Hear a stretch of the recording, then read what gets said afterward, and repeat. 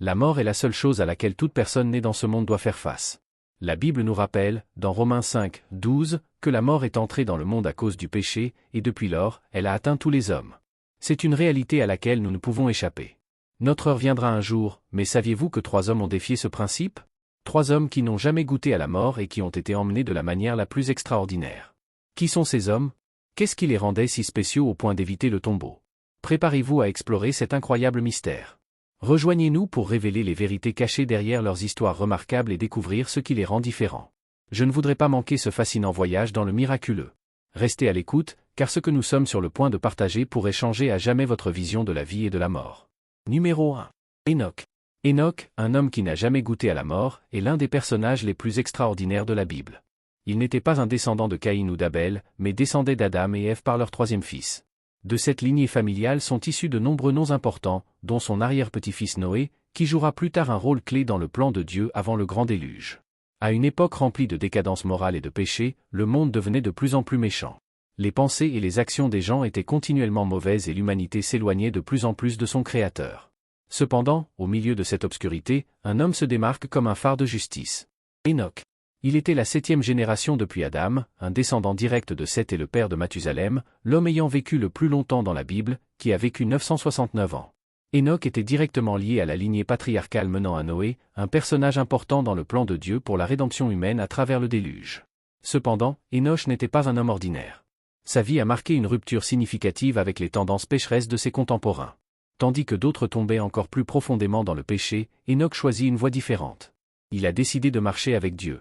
Cette décision l'a séparé d'un monde rongé par la corruption et la décadence. Cela mettait en lumière son incroyable foi, son dévouement et sa détermination à vivre dans la droiture à une époque où le péché était la norme. Genèse 5, 22 à 24, nous offre un récit extraordinaire de la vie d'Enoch. Enoch marchait avec Dieu. Puis il a disparu parce que Dieu l'a pris. Marcher avec Dieu implique une relation intime et continue avec le Créateur. Il ne s'agissait pas simplement de suivre des règles ou d'accomplir des rituels. Pour Enoch, il s'agissait d'une relation profonde et personnelle avec Dieu. Cela impliquait des conversations quotidiennes, l'écoute des conseils de Dieu et l'alignement de vos actions sur sa volonté. Ce niveau d'intimité était unique et extraordinaire. La vie d'Enoch est devenue un voyage continu de foi et de dévotion, où il a donné la priorité à Dieu par-dessus tout. Dans les premiers jours de l'humanité, les vies étaient étonnamment longues, atteignant des siècles avant que Dieu ne fixe la limite de 120 ans mentionnée dans Genèse 6, 3. Pourtant, même parmi ces longues vies, celle d'Enoch était extraordinaire. À 65 ans, il est devenu le père de Mathusalem, mais c'est à partir de ce moment que son véritable chemin de foi a commencé et s'est poursuivi pendant 365 ans. Sa foi n'était ni décontractée ni distante, mais active, vivante et profondément agréable à Dieu. Enoch a vécu en parfaite harmonie avec la volonté de Dieu, une vie de confiance et d'obéissance inébranlable. La brièveté du récit d'Enoch dans la Genèse a conduit à de nombreuses spéculations et élaborations dans d'autres textes anciens. Le livre d'Enoch, un ancien ouvrage religieux juif, développe son histoire, le décrivant comme un écrivain de justice et un médiateur entre Dieu et l'humanité. Il raconte les rencontres d'Enoch avec des êtres divins, ses voyages à travers les royaumes célestes et les visions des mystères divins auxquels il a eu accès. Judith, 14 et 15, mentionne Enoch comme un prophète qui parlait d'un jour futur où le Seigneur reviendrait avec d'innombrables saints pour porter le jugement sur le monde pécheur. Ces paroles sont à la fois un avertissement et une promesse, indiquant le péché et porteuses d'espérance pour les fidèles. Ce rôle prophétique souligne en outre l'importance d'Enoch en tant qu'homme doté d'une profonde perspicacité spirituelle et d'une grande valeur. L'expression « Dieu l'a pris » n'est pas une métaphore lorsqu'il s'agit d'Enoch. Hébreux 11, 5 et 6 soulignent cette vérité. Par la foi, Enoch a été retiré de cette vie sans connaître la mort. Il n'a pas pu être trouvé, parce que Dieu l'a pris. Avant d'être enlevé, il reçut l'approbation de Dieu pour lui avoir plu. Sans la foi, il est impossible de plaire à Dieu, car celui qui s'approche de lui doit croire qu'il existe et qu'il récompense ceux qui le cherchent sincèrement. L'enlèvement d'Enoch au ciel fut un acte de faveur divine sans précédent, une récompense pour sa foi et son obéissance. Luc inclut Enoch dans la généalogie de Jésus dans Luc 3, 37, faisant remonter sa lignée jusqu'à Adam. Cette connexion met en évidence le rôle d'Enoch dans le plan de rédemption de Dieu. Son arrière-petit-fils Noé suivra plus tard son exemple de foi et de justice, choisissant d'obéir à Dieu dans un monde plein de mal. Grâce à Noé, les graines de foi plantées par Enoch ont porté leurs fruits, assurant la survie de l'humanité et la continuation des promesses de Dieu. La vie et l'héritage d'Enoch témoignent des récompenses que procure une marche en étroite collaboration avec Dieu. Non seulement elle marchait physiquement avec lui, mais sa foi définissait chaque pas qu'elle faisait.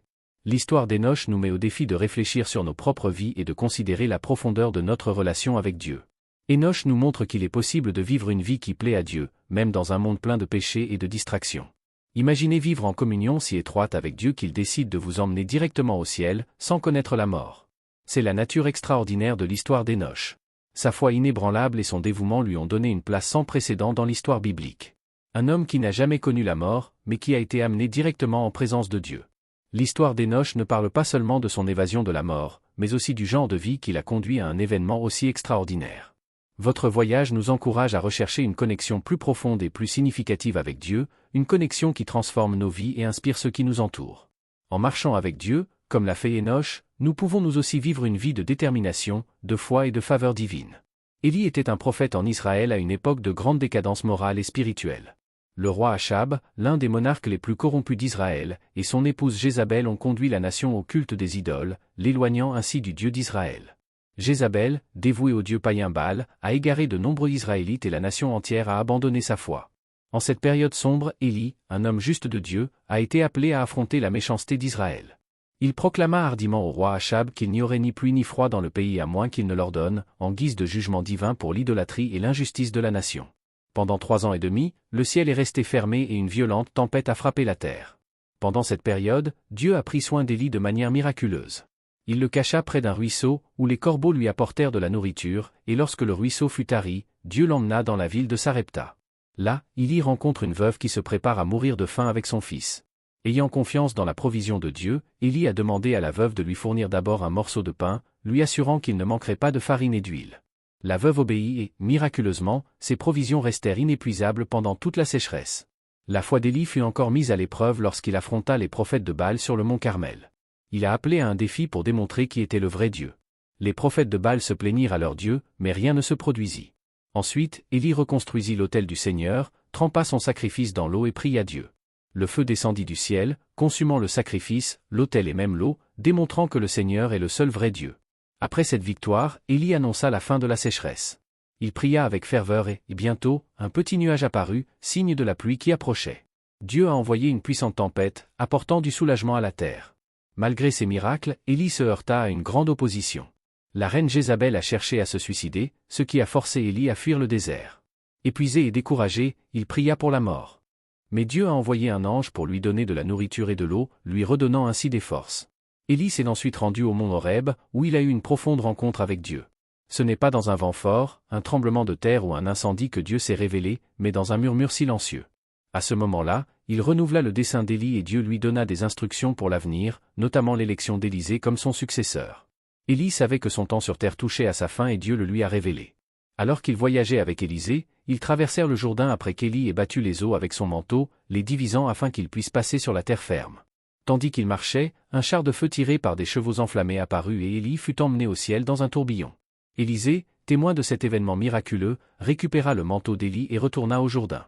Il battit les eaux avec son manteau et la rivière se divisa à nouveau, démontrant que l'Esprit de Dieu était maintenant avec lui. Élie n'a pas connu la mort au sens traditionnel du terme. Son héritage de foi, d'obéissance et de courage contre le mal continue d'inspirer des générations. Son histoire a marqué un moment charnière dans l'histoire d'Israël et a trouvé sa place dans le ministère d'Élisée. Numéro 3. Melchizedek. Melchizedek apparaît pour la première fois dans Genèse 14, à une époque de guerre entre les cités-États de Canaan et de Mésopotamie. Lot, le neveu d'Abraham, et sa famille ont été capturés lors de ces conflits. Lorsqu'Abraham fut enterré, il rassembla 318 de ses serviteurs qualifiés et poursuivit les ravisseurs, sauvant avec succès Lot et sa famille. Après le retour victorieux d'Abraham, Melchizedek apparaît soudainement dans le récit. Genèse 14, 18 à 20 décrit Melchizedek comme le roi de Salem et prêtre du Dieu Très-Haut. Il prit le pain et vint bénir Abraham, en disant « Béni soit Abraham par le Dieu Très-Haut, créateur du ciel et de la terre, et béni soit le Dieu Très-Haut qui a livré ses ennemis entre ses mains. » En réponse, Abraham donna à Melchizedek un dixième de tout ce qu'il possédait. Le titre de roi de Salem relie Melchizedek à la ville qui sera plus tard appelée Jérusalem. Le mot Salem signifie paix en hébreu, faisant de Melchizedek le roi de la paix. Son nom signifie également roi de justice, soulignant encore davantage son rôle unique. L'histoire de Melchizedek est mentionnée à nouveau dans le psaume 110, 4, où David, parlant prophétiquement du Messie, dit « Le Seigneur a juré et ne changera pas d'apparence, tu es prêtre pour toujours, selon l'ordre de Melchizedek. » Ce verset relie le sacerdoce de Melchizedek à celui de Jésus-Christ, décrit comme le grand prêtre éternel dans le Nouveau Testament.